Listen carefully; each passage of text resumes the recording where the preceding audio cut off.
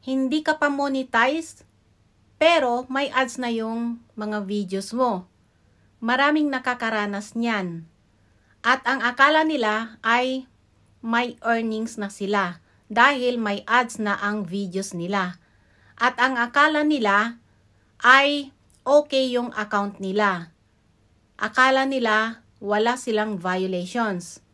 Pwedeng lagyan ni Facebook ang mga videos natin ng ads kahit na may issue ka pa dyan o wala, na kay Facebook na yon. At hindi nyo lang alam yan kasi hindi kayo nag-check ng inyong notification. Makikita nyo sa inyong notification kung eligible ang videos ninyo na lagyan ng ads ni Facebook. Kagaya ko, nakatanggap ako ng notification galing kay Facebook na pwede na daw lagyan ng ads ang aking mga videos. Nagtaka ako kasi hindi pa ako monetized doon sa aking profile. Marami ng pagbabago ngayon. Dati, ang pwede lang lagyan ng ads ni Facebook ay yung mga accounts na monetized na. Yung mga accounts na walang issue sa kanilang account. Ngayon, may issue ka man sa account mo o wala, kapag ginusto ni Facebook na lagyan ng ads ang iyong content ay pwede niyang lagyan ng ads yan anytime na gusto niya. Kaya naman, kadalasan yung nangyayari ngayon, lalo na yung mga baguhan, nagtataka sila kasi may mga ads na ang mga videos nila. Nakikita ko naman na yung ibang videos nila ay pasok sa mga prohibited format doon sa content monetization. May prohibited format kasi doon. Karamihan na nakikita ko talaga yan na may mga slideshow, may mga static videos at kung ano-ano pa.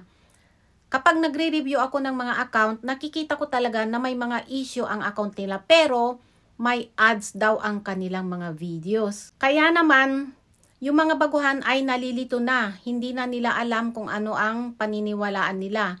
Kasi nga, marami na ang nag-tutorial at iba-iba ang mga sinasabi. May mga nagsasabi na kapag may ads nang lumabas sa iyong content ay masaya ka na. Ang ibig sabihin niyan ay malinis yung account mo. Hindi porket meron ka ng ads ay ibig sabihin niyan malinis na yung account mo. Hindi. Meron kasi akong na-mentor. Bago siya nagpa-mentor sa akin, sinabi niya sa akin na meron na siyang 3 issue. Meron siyang unoriginal content, meron siyang copyright music, at meron siyang community standard. Pero, halos lahat ng videos niya ay merong ads.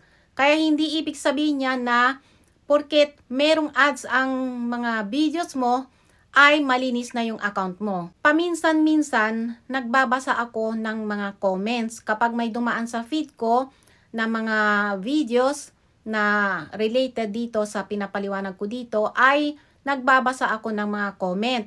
At nababasa ko doon na may nagsasabi na, ay ganun pala, o sige, ngayon, panatag na yung kalooban ko dahil alam ko na malinis yung account ko. Yun ang sinasabi, no? Pero kapag chinik ko yung account, may nakikita talaga ako na issue sa account nila. Kaya ang gusto kong iparating sa inyo dito ay huwag maging panatag. Kahit may makita pa kayong ads dyan sa inyong content, huwag kayong maging kampante. Pag-aralan nyo pa rin ang mga policies dito ni Facebook. Manood kayo ng mga tutorial o kaya naman magbasa kayo, mag-research kayo doon sa help center.